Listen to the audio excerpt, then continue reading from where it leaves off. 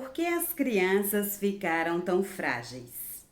Quando a gente começa a observar essa geração, a gente diz assim: nossa, que geração tão ansiosa. Se eu dissesse à minha avó que criança hoje, de 2 anos até menos, já tem ansiedade, ela iria estranhar demais, porque ela diz: como criança com ansiedade? Criança tem que brincar. Exatamente. É essa a proposta, né, que o psicólogo Jonathan Haidt traz no seu livro Geração Ansiosa, quando ele apresenta essa reconfiguração da infância.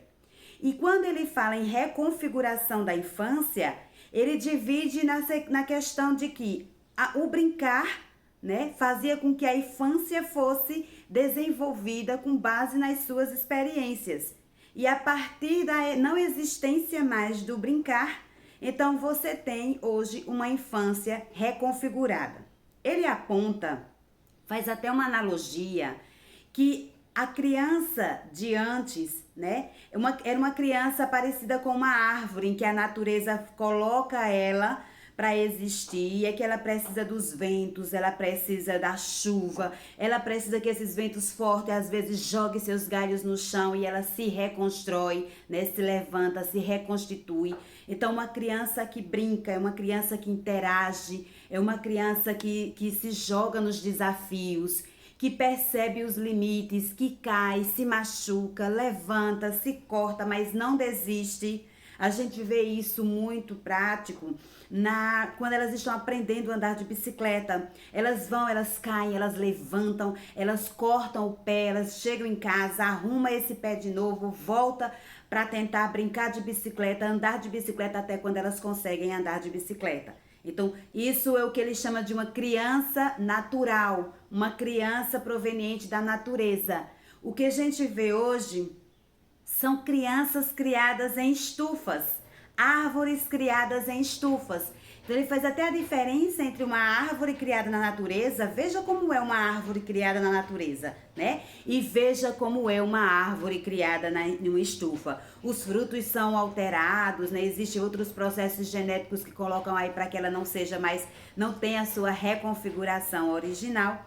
Então ele começa a dizer que esta criação da criança em uma estufa, né, ela começou a ser percebida nos estudos e pesquisa a partir mais ou menos de 1990, 1994, em que uma onda de violência contra as crianças fez com que as famílias cada vez mais trancassem-as dentro de casa. Então, a criança que ia no mercado comprar alguma coisa sozinho, porque o mercado era perto, a padaria era perto, se encontrava com um colega dela e iam juntos. A criança que subia em uma árvore, que caía dessa árvore, se machucava e dizia: não conte para os meus pais, porque senão eles não vão deixar, mas eu vi subir na árvore. E ela subia nessa árvore, né? Ela não tinha, caía, mas a consequência dessa queda não era negativa, de vamos levar para o médico, machucou e tudo. Não, fazia com que ela tivesse força de voltar para essa árvore. Então, esta criança perdeu este contato com a natureza, este contato com o brincar, este contato com a sua essência natural, né? Com a interação com os outros, este mundo de disputa, de frustração, ela querer fazer parte de um grupo lá numa certa brincadeira e não ser permitida, e ela ter que administrar essa frustração, ela ter que resolver também essas questões em casa. E aí ele coloca que a partir de 1990, o que os estudos apontam, né, a onda de violência, a onda de crianças desprotegidas foi muito grande, que fizeram com que as famílias trouxessem elas para essa estufa. E aí essa criança protegida pelas paredes de casa começa a ter acesso, né, primeiro a celulares comuns, que não tinha muita coisa neles, né? São os celulares mais básicos. Mas a partir de 2010, com a ascensão do smartphone em todo mundo, essa criança mundial, ela começa a ter acesso a essa tecnologia. Então, a segurança que os pais estavam tentando protegê-la a partir das paredes das casas, né? Agora veio por terra, porque essa criança agora veio ser submetida a este mundo virtual. E aí, como ela não tem mais contato com contato com essa natureza real pela qual biologicamente ela foi constituída, né, para começar essa força e tudo mais. O que acontece é que essas árvores, né, da biosfera, como foi ilustrada, elas agora ficaram muito frágeis, né? E aí é quando a gente se apropria do termo cunhado por Taleb, da antifragilidade, né, que ele começa a dizer que essa fragilidade, né, começou a trazer a partir dessa proteção exagerada ou uma proteção desassistida.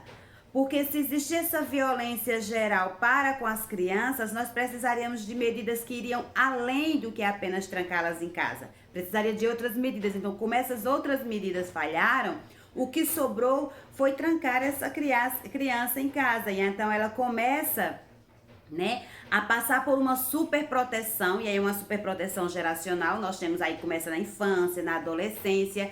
E é por isso que a gente começa a se deparar com crianças que se ofendem com facilidade, crianças que não sabem lidar com a frustração, crianças que não sabem lidar com o não, né? Elas ficam extremamente ofendidas por qualquer coisa, crianças que ficam perturbadas com facilidade.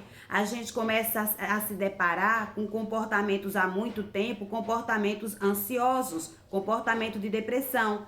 E é muito triste você ver cada vez mais as crianças mais novas precisando de terapia porque já estão, né, dentro de questões ansiosas, já em quadros de ansiedade.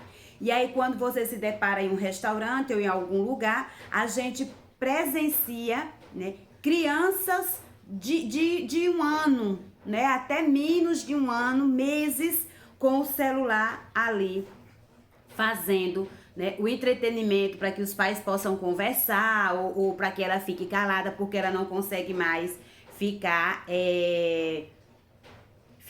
fora desse celular, né? Não existe mais um outro jeito delas se acalmarem. A criança não pode mais chegar nos espaços e correr, e andar e brincar, ela tem que ficar sentada, ou seja, cada vez mais colocando essa criança, né, dentro de estufas. E aí o que a gente vê? É que este adoecimento, né, cada vez mais, ele começa a afetar as crianças, porque essa geração ansiosa está sendo uma geração produzida por nós. Diante de vários fatores e vários elementos que a gente dá um celular para uma criança. Então, existem recomendações da Sociedade Brasileira de Pediatria sobre as idades que vai se dar o telefone a essa criança.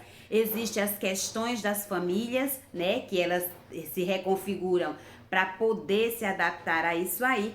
Mas o que a gente está vendo é cada vez mais essas gerações sendo ameaçadas. As futuras gerações estão sendo ameaçadas pelo excesso de telas, o excesso de prazer que elas encontram lá. E outra coisa, nós não sabemos o que elas estão vendo. Eu vi uma matéria esses dias que dizia bem assim, você sabe o que é, acho que Ted Trash, que é um tubarãozinho. E aí ela dizia, você pode não saber, pai e mãe, mas o seu filho sabe, seu adolescente sabe. Você sabe o que é Labubu? Você pode não saber, mas o seu filho, seu adolescente sabe. Então, a gente entregou-os as mãos do celular, né, de um smartphone, das redes sociais, mas nós não temos tempo, muitas vezes, e preocupação em acompanhar essa geração ansiosa. E essa geração, os dados estatísticos de saúde mental na infância e na adolescência estão cada vez mais aumentando. E aí ele começa a trazer a questão de e como formar filhos fortes, né? E como a gente mudar essa situação dessa geração ansiosa. É isso que a gente vai ver no nosso próximo vídeo. Tchauzinho!